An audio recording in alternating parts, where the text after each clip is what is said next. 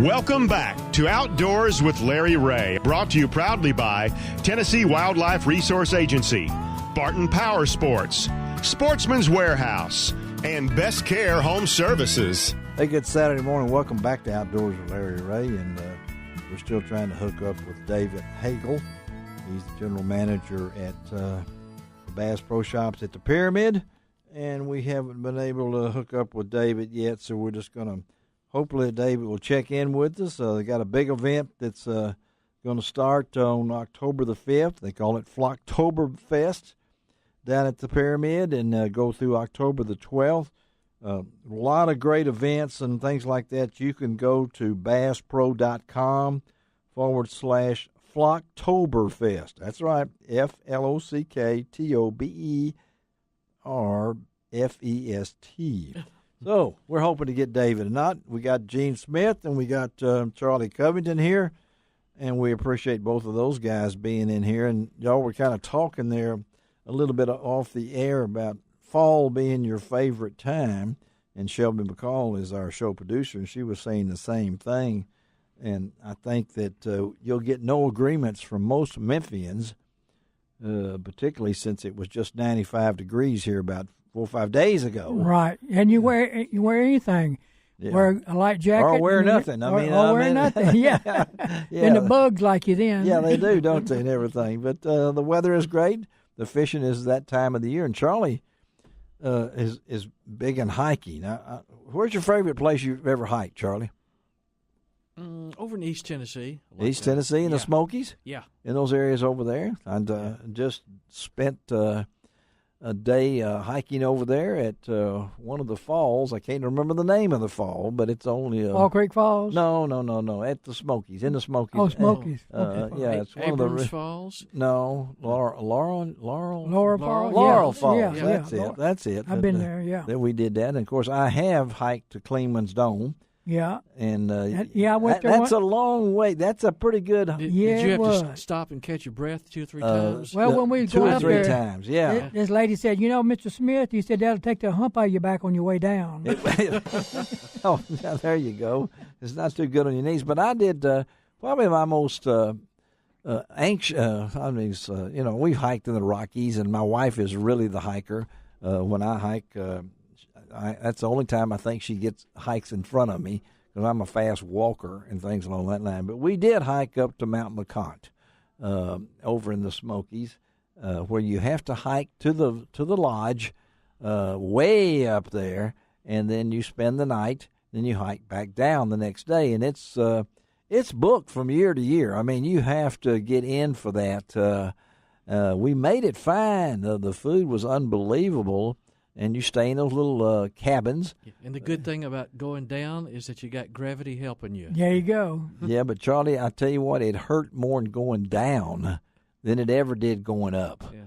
The knees, it was bad. In fact, one of the couples with us, the husband had to carry the wife a lot of the way down because her knees were bothering her. But it's a lot of that. Of course, you hike out west, you deal with altitude and things along that line. You got to watch yourself like that. But, a lot of people don't realize there's a lot of places you can go right now to hike, whether you want small hikes. And I find myself, can't believe I'm talking about hiking at my age, but there are things in October that you can do. And I just discovered it right now, October. You cannot hardly get a spot to watch the elk in Arkansas. They are beginning to bugle, and when they start bugling up around Ponca and Boxley and all those areas over there, Charlie, we got to make a trip over there with my wife and your wife, and I've seen some videos. I mean, they're just right there. I'm talking about some 6x6s and things along that line to go in October in Arkansas. Is one of those places that I think a lot of people say, well, I got to go to the Smokies and things along that line. But you can, within a matter of 4 or 5 hours, you can be in the Ozarks. And Boxley's a beautiful setting. It's a beautiful, and the Buffalo River, that's another place in those areas over there.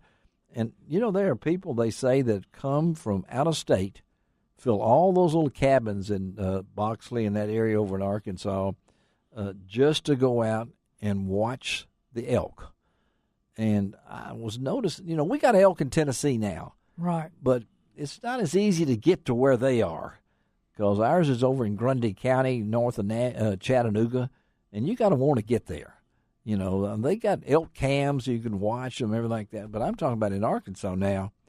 You can go on a morning like today and hear that bugle for miles. It's amazing. And then when it gets cold, you can see their breath. That's exciting, too. Yeah, and of course October will lead into some other things that we'll be able to do, but I'm just telling you folks on Outdoors with Larry Ray, you can go to lroutdoors.com, my website. You can see some places to go visit during October that are great to have around, things that you can do, and it's just one of my favorite. And I know, Gene, you've talked a lot about some of the places you've been in, Shelby Forest and things along that line. Oh, yeah. We went to McMinnville one time, Fall Creek Falls State Park, and in one place called Savage Gulf. Oh, yeah. We went down through there. Yeah. And we met two young men coming out with backpacks, looked like they had 8 bedrolls on the back. And he looked at us, he said, "Unless you're in good shape, sir, I wouldn't advise you going down that hill." I said, "You're absolutely right." You didn't do it, did you? Nope. Okay. Do we have a headphone for our guest that has arrived a little bit late, but he is here.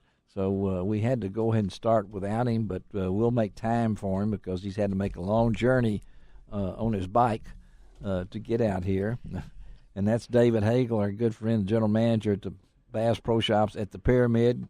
Good morning, David. Good morning, sir. Thank you for having me. Thank you for getting here. We were getting nervous. I know it's a long way out here to East Memphis. So it's early and a long way. It is, right. I've already kind of teased the audience a little bit about Flocktoberfest, which I love to say it. And it's one of those words that you got to say just correctly and slowly. But big event coming up on the 5th through the 12th. I've noticed a lot of things involved. The 4th annual, which is really how long has the Pyramid been open now? Since 2015. So wow, 4 years. 4 years. A little over 4 years now. And so this is an event that's kind of grown. I mean, it's grown to be a pretty big event, hasn't it? It's one of it's something that's become a staple in Memphis now, and it brings it's so much more than just a big sale event. It brings families together. It kind of inspires people to get outside. Yeah, and that's what we were talking about. Not only that, but let's talk about the event itself, or the duck calling contest. There'll be some good ones there, right? There'll be some good ones there. We've got the past 2-year world champion. Yes. Logan Hancock will be there doing seminars. So there you go. On the 13th. But yes, the Big Cypress National Calling Championships is the it's over $40,000 in cash and prize payouts. The largest calling contest that we know of. We're pretty sure it's the. Does the winner qualify for Stuttgart? The regional qualifies for ours. I'm not sure. Okay, but it is it's a big payout. It's so it brings some pretty good callers in. They come from all across the country for the money, and then I know you have coincide with that.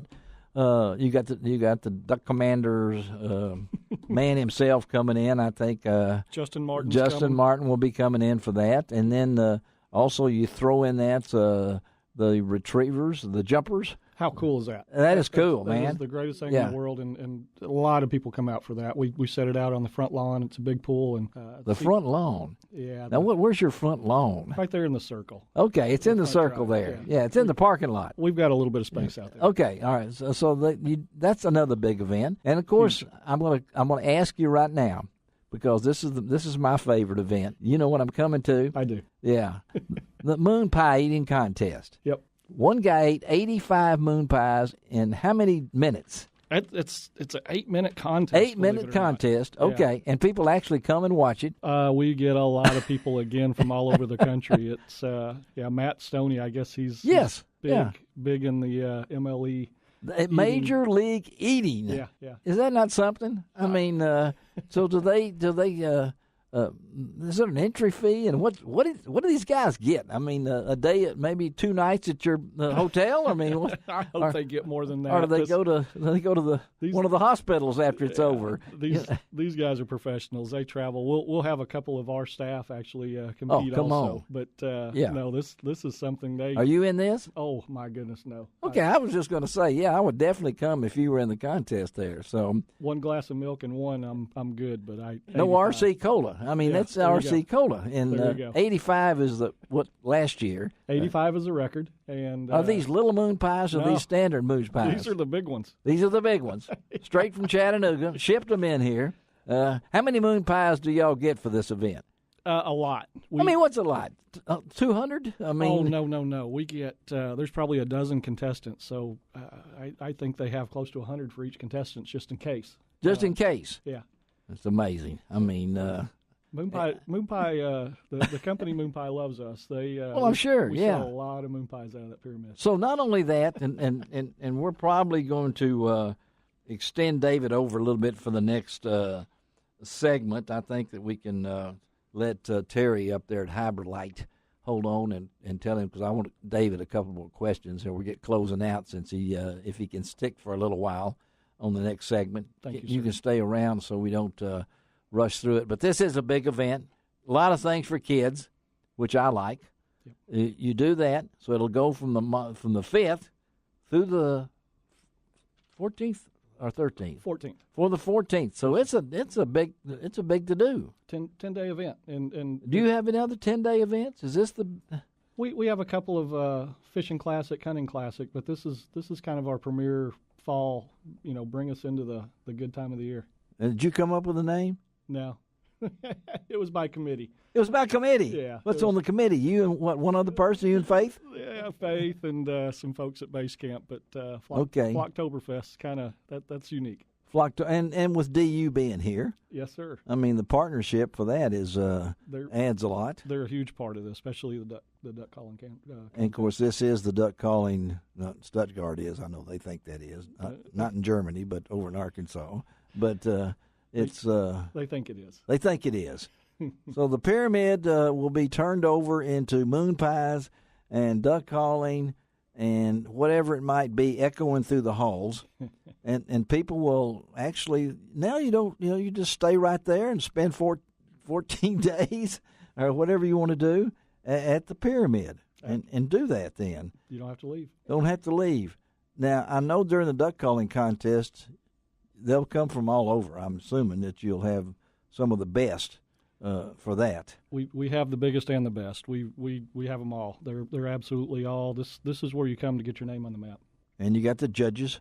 You got good judges. Oh, we got great judges, and we've got again Jim Ronquist is going to be emceeing it. That's what I figured. Oh, Big Jim. Okay, Big Jim's Jim. going to do that. Absolutely. And so that's worth the trip down to the pyramid just to hear from the seminars and things along that line. And so, how much does it cost to go to this thing? The cost.